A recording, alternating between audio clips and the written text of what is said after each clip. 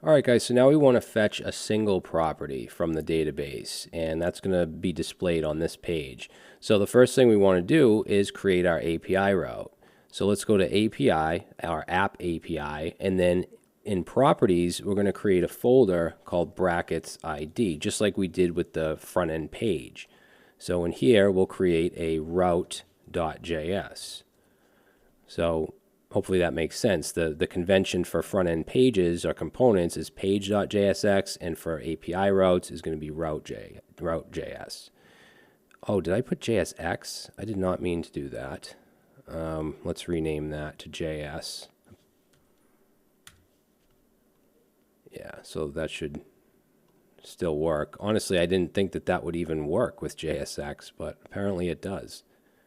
All right, so in this route.js in the brackets ID, actually we'll copy, let's just copy what we have here in this route, paste that in here, because we're still going to need to connect to the database. We're going to need our property model, and then this is going to be slash, and then the ID.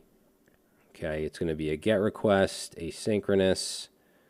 Now we're going to have to get the ID from the URL. So the way we do that with an API route is in here we can add in a second argument of or parameter of an object and then destructure the params. Okay, and then we should be able to get the ID using params.id. So down here, let's fetch, let's say property instead of properties, and then we're going to do find by ID instead of find, and then we can simply pass in params.id. Okay, and then we want to respond. Actually, let's check if there's no property, we want to respond with a 404. So let's say if not property, then let's, actually we don't even need curly braces here. We'll just return new response, and we'll just do a message saying property not found. So I want to make these caps. So property not found, and then the status.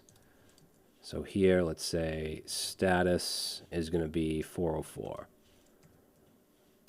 All right, and then down here in our actual successful response, we want to respond with just the property. And that's it. Everything else can stay the same. So now if we can test this out by simply going to, so we have the ID here. Let's just put in, before properties, we'll do /API/properties. And there we go. So we get the JSON for that entry.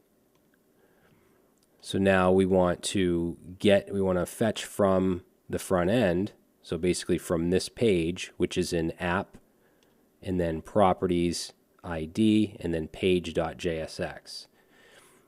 Okay, now this page is going to, it's a client component, okay, because we're going to be using a few different things in here. We need state. We're going to be doing a few things so it needs to be a client component. So we can't fetch it like we did with the server components. We have to use a use effect. So, which is fine. So let's import from here use effect and use state. So from React. And what else do we want? And that's another thing, we need to get the ID, right? So we need to get the params. And there are ways we can do that with a server component, but it's just easier with a client component. So let's import use params, which is a hook. We're going to get that from next/navigation. All right, and I showed you how to do this a while ago. And then as far as the request, since it's getting a single property, we're going to need to use that in other places, such as the edit form. So I think we should put that in the request, the utils request file. So let's jump into that real quick before we deal with the rest of that. So under fetch properties. Let's go right here. And let's just put a comment. So fetch single property, fetch all properties. And I'll just copy this.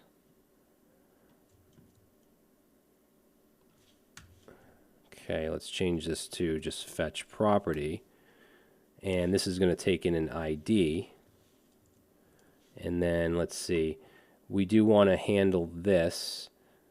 But what I'm going to do is I don't want to return an empty array. I'm just going to return null if the domain isn't ready yet. Right? And then for the request right here, it's going to be /properties/ and then the ID that's passed in to the function. Okay, this will leave the same. This is going to be the same here. That's fine, but we're going to return null if there's an error. And then we'll just export this function. So fetch property. And then, yeah, so now we can just bring that into this file. So let's say import fetch property from the utils request file. And let's see, now we're going to come down here and let's get the ID from the URL. So we'll destructure it from use params. So ID, get that from use params. And then for the state, we're going to have property and then set property, use state, and that'll just be null by default. Okay, then I also want a loading state. If we're fetching from the client, then you should have a loading state as well. So set loading, and that's going to be true by default, and then once it's fetched, we'll set it to false. Okay, now underneath the state, use effect.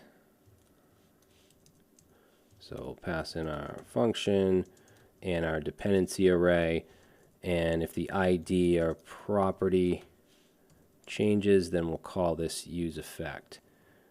Okay, now in here we want to call this fetch property, but we have to create a function, an asynchronous function in here, because we can't do that. We can't make that the use effect async.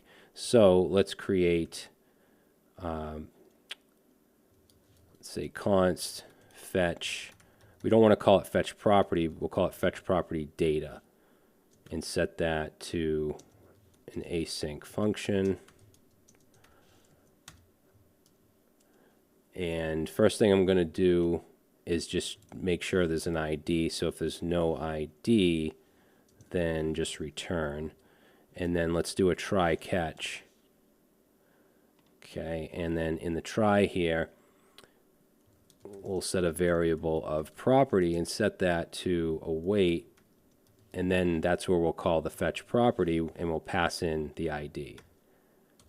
Okay, then we want to set the state, so the property state, to that property that we get back.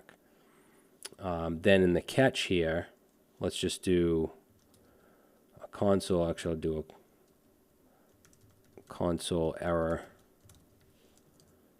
And we'll say error fetching property, and then I'll just,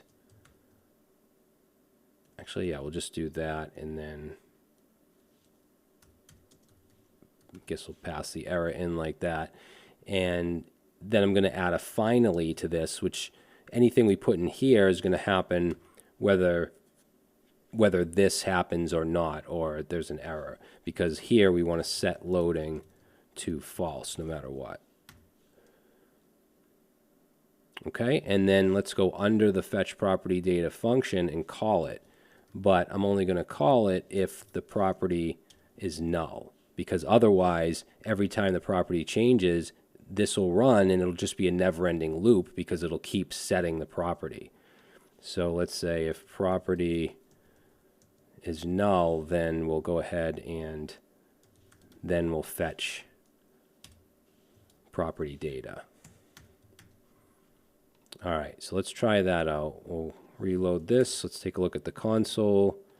So we have no errors. Let's take a look at the network tab. And let's see, there's our response. So we're getting that, and then it should be getting put in the state, which we can check out here. Property, I don't know why it does that. The first click, it just brings me back up. So property page, and if we look at the state, it has all the data in the state. So we can then proceed to, create our page with that data. So that's what we're going to do in the next video.